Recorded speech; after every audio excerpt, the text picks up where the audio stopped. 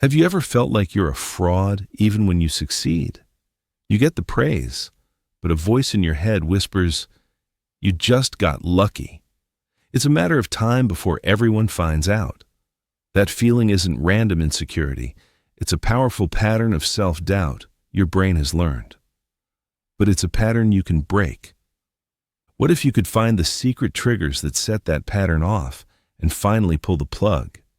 In this video, we're going to break down the 7 hidden triggers fueling your self-doubt and give you real strategies to break free. First, understand that self-doubt feels automatic because it's a brain pattern, not a character flaw. Think of your brain's threat detection system, the amygdala, as an oversensitive smoke alarm. It treats normal challenges like a work project as if they were serious dangers. Then, other parts of your brain obsessively replay the threat like one tiny mistake, strengthening the idea that your successes are flukes. This cycle becomes so automatic that you feel anxious even when you're doing well. The good news is that our brains can be rewired. By understanding what triggers these false alarms, you can start to upgrade your system. Let's start with the first hidden trigger. Trigger number 1. Perfectionism and unrealistic standards. First up is perfectionism. Perfectionists set impossibly high standards. It's like being on a treadmill set too fast. You're so focused on not falling that you never feel successful, only exhausted. Since the goal is perfect, anything less feels like proof you're not good enough. You deliver a presentation and the feedback is amazing, but one person points out a typo on slide 17. A perfectionist will obsess over the typo, letting one small imperfection overshadow the entire success. The fix is to set realistic, achievable goals.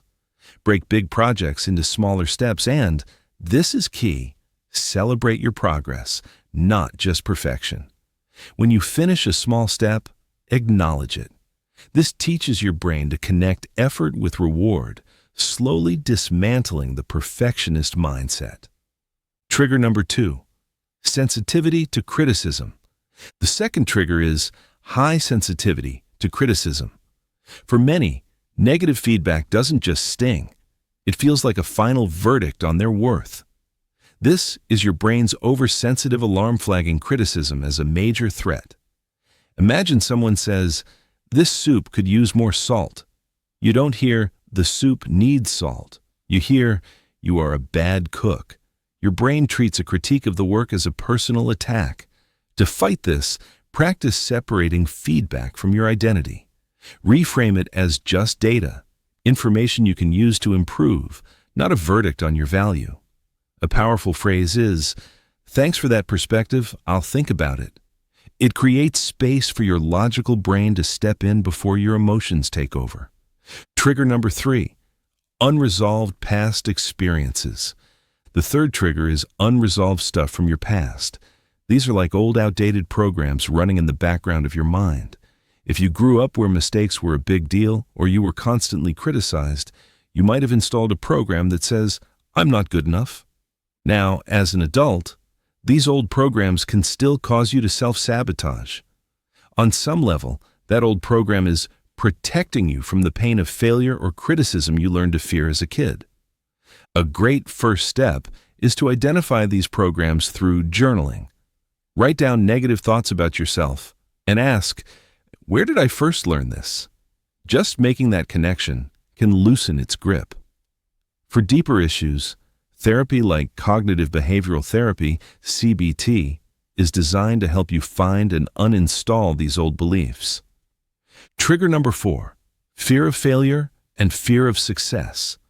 Our fourth trigger is the fear of failure and its twin, the fear of success. Fear of failure is simple.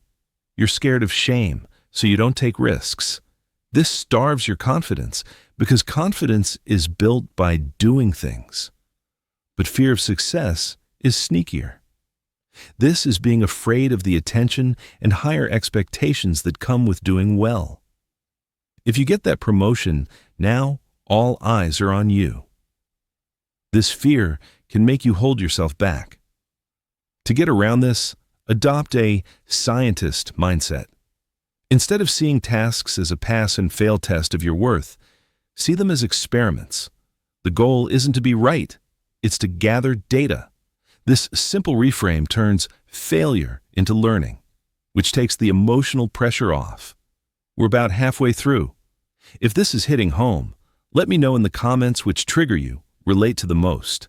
Sharing it helps you and lets others know they're not alone. And while you're there, don't forget to like and subscribe for more videos on building real confidence. Trigger number 5, social comparison and external validation. The 5th trigger is social comparison. Social media is a comparison machine where you scroll through polished highlight reels of everyone else's lives, making it easy to feel like your own life doesn't measure up. This also feeds a need for external validation, which is like trying to quench your thirst with salt water. You post something and anxiously wait for likes. Each like is a momentary hit, but it leaves you thirstier for more. The solution is two-part. First, clean up your digital space. Unfollow accounts that make you feel bad. Second, practice internal validation.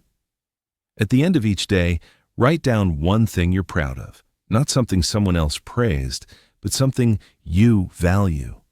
This builds confidence from the inside out. Trigger number 6, the spotlight effect. The 6th trigger is a mental shortcut called the spotlight effect. It's the feeling that you're on a stage and a spotlight is following your every move. The reality is, everyone else is the main character in their own movie, far more worried about their own spotlight than yours.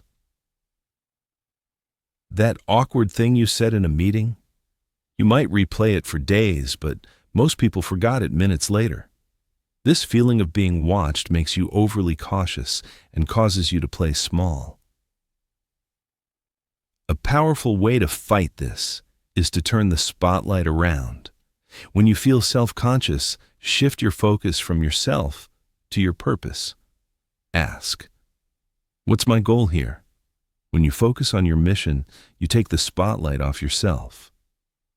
Trigger number 7, success, misattribution, imposter syndrome.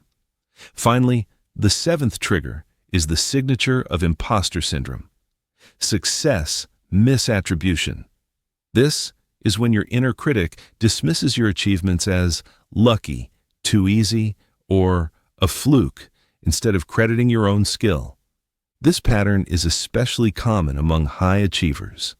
Your brain's reward system never gets to celebrate because your inner critic has already dismissed the win. This is why you can have a long list of accomplishments and still feel like a fake. To break this cycle, create a success file or hype doc, a document where you record every single win, big or small. The next time self-doubt whispers that you're a fraud, open that file and show your brain the cold, hard data that proves it's wrong. So those are the 7 hidden triggers of self-doubt. Perfectionism, sensitivity to criticism, unresolved past experiences, fear of failure and success, social comparison, the spotlight effect, and success misattribution. Seeing these triggers for what they are, learned mental patterns like faulty software, is the first step to disarming them.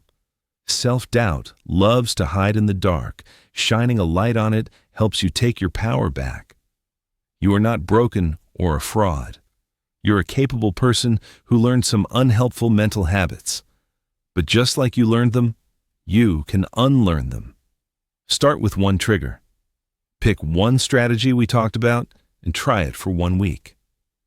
Remember, confidence isn't about never feeling doubt. It's about having the courage to act anyway. Thanks for watching. If this was helpful, please give it a thumbs up, subscribe, and share it with someone who needs to hear this. Let's keep the conversation going in the comments.